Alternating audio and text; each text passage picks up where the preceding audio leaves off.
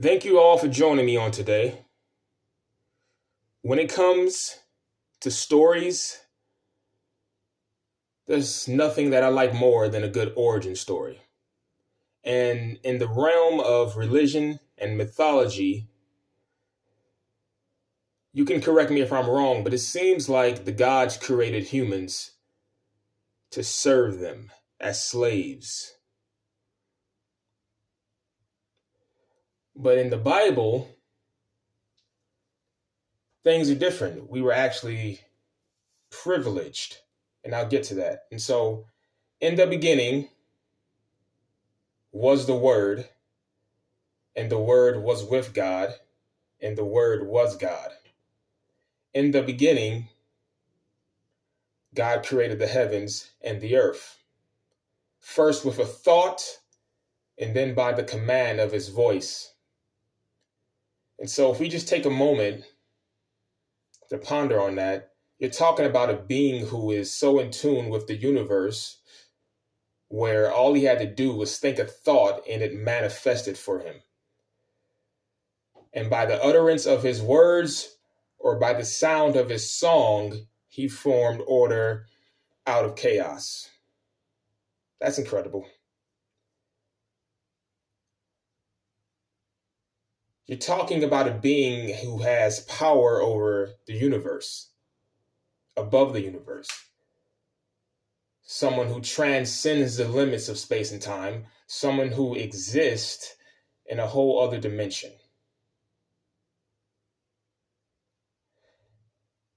And in the book of Genesis, you're taken on this creative journey of how the heavens and the earth sorted itself out and how they, Elohim, I made a video about that, made every living creature that dwells upon the earth.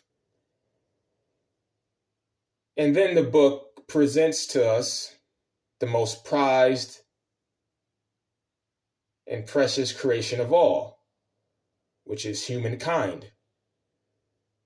He granted us privilege like no other. Not only were we made in the image and likeness of God, which is one thing, but we were also granted authority over every living creature existing on or in the earth. That also means that they, being the animals, they were not allowed to harm us at this time. Okay? We were protected by God's grace. We were also blessed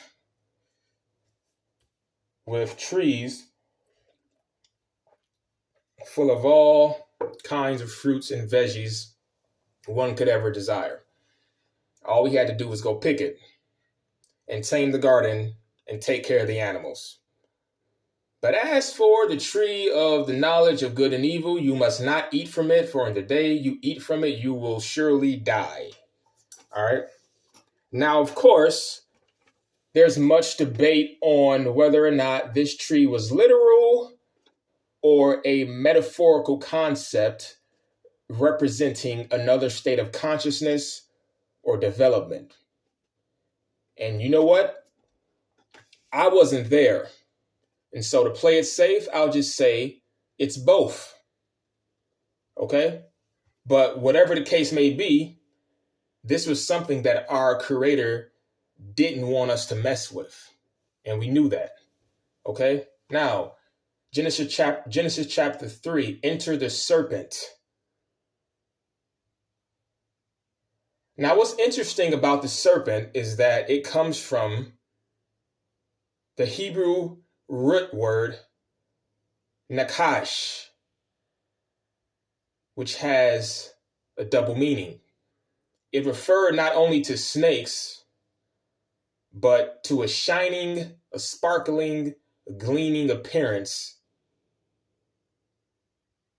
brought about by divine beings, angels, the shining ones.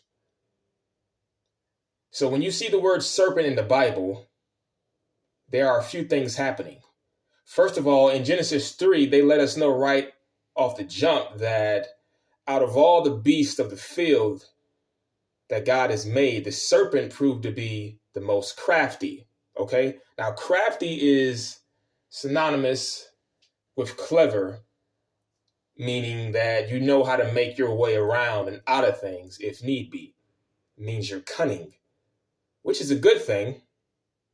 But in this context, the authors are hinting at the serpent using his smarts for a sinister purpose. Okay? The serpent is also later on mentioned in Revelation chapter 20 and confirmed to be Satan in disguise. All right? Also, in the ancient world, both long before and after the book of Genesis was written, snakes were always venerated as a symbol of wisdom, most likely for the reasons I just mentioned. But they were also viewed as a symbol of immortality because of their ability, the reptilian ability to shed their skin and basically, quote unquote, come back to life, rejuvenated. Okay? So they held the serpent in high regard. But anyhow, I don't want to get too sidetracked, so let's stay on topic. And Genesis chapter 3 basically is where sin enters the world, which is not as deep as what most people think.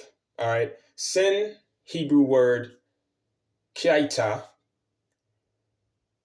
simply means missing the mark. What mark? The mark is the bar that God set for us in the day of creation. That's the mark that you're missing. It's not as deep as what you think it is. So, for instance, if you're playing a basketball game and you're a shooting guard and you shot the ball 20 times and you only made 2 shots, that's a pretty sinful performance right there. Okay? But you can redeem yourself. You can come back better, faster, and stronger. That's the main reason why he sent his son, Emmanuel, or Yahshua, to earth. He loved us. He loved his creation so much that he was basically willing to send himself down in a human body to go through some of the same struggles that we go through, to subject himself to mortality, to death, to live amongst the people, and to be killed as we can be killed. But most importantly, to show us a better road back in alignment with God. That was the whole point. And the whole world will have a chance to observe and remember that sacrifice. All right? And just to let y'all know that the original plan for us hasn't changed, all you have to do is read the book of Revelation. And anyone who has faith in Christ, loves the Lord, speaks up on his behalf, practices righteousness, and takes no part in worshiping this wicked system of things, be in the world but not of the world, will inherit the earth.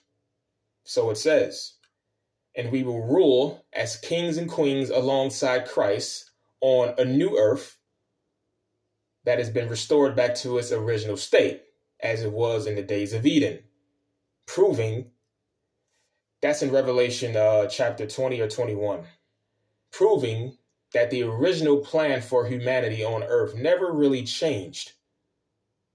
We were always meant to be immortal. We were always meant to live in harmony with the earth, have righteous dominion over the earth, the same way the Most High has over heaven. We are but a reflection. All right. Now, I don't know about you guys, but that sounds like a fair deal to me. All right. Is that something you would want to be a part of? No. Can you imagine something better than that? What religious mindset or mythology are you